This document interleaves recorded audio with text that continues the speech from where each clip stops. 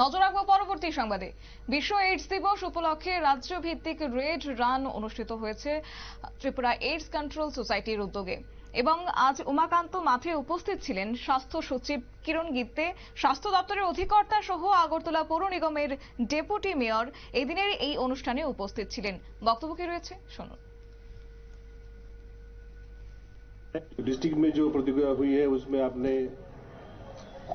Success प्राप्त किया है और आप इस राज्य स्तरीय दौड़ में शामिल हो रहे हैं।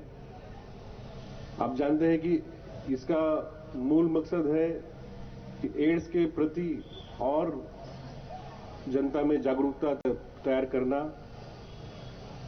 करीब पिछले 4 दशकों से पूरा विश्व एड्स और एचआईवी के खिलाफ अपनी लड़ाई लड़ रहा है और आपको जानकर खुशी होगी कि पूरे विश्व में ही अभी एड्स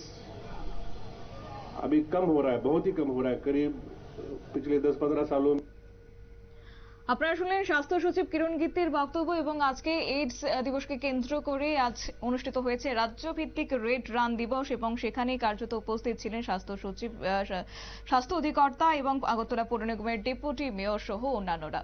নিয়ে নিচ্ছি ছোট্ট একটি বিজ্ঞাপন বিরতির সঙ্গে থাকুন।